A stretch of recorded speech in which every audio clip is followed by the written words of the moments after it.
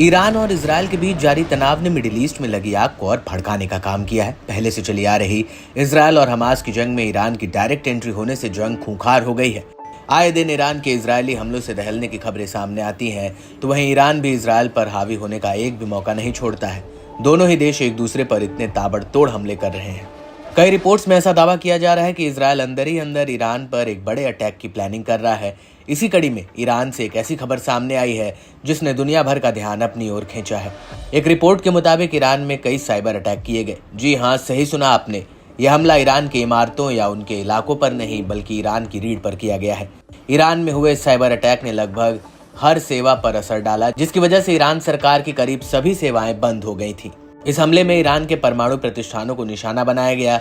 इस cyber attack को Iran पर यह इजरायल का जवाबी हमला बताया जा रहा है, क्योंकि ईरान के हमले से बौखलाए इजरायल ने जवाब देने की बात कही थी और अब इसी कड़ी में यह दावा किया जा रहा है कि ईरान पर हुए इस साइबर अटैक के पीछे इजरायल का हाथ है। ईरान के साइबर स्पेस की सर्वोच्च परिषद के पूर्व सचिव फिरोजाबादी के मुताबिक ईरान के लगभग सभी सरकारी बलों पर साइबर हमले किए गए। इस हमले के बाद ईरान की कई अहम जानकारियां चोरी कर ली गई। ईरान के परमाणु संयंत्रों के अलावा ईंधन वितरण, नगर पालिका सेवाएं, परिवहन और बंदरगाह जैसे कई अहम नेटवर्कों पर साइबर अटैक किया गया। आपको बता दें कि इजरायल ने उत्तरी गाजा के बाद अब लेबनान में हिजबुल्लाह लड़ाकों के खिलाफ जमीनी हमला किया है।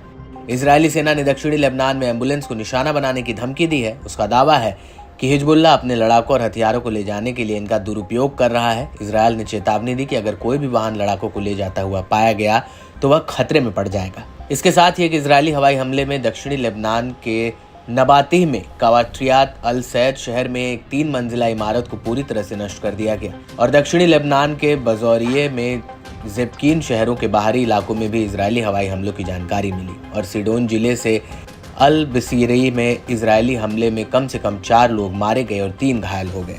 इस साइबर अटैक को लेकर इजरायल की तरफ से कोई बयान नहीं आया है, लेकिन आपको बता दें कि ईरान और इजरायल कभी भी गंभीर सैन्य टकराव के इतने करीब नहीं रहे हैं।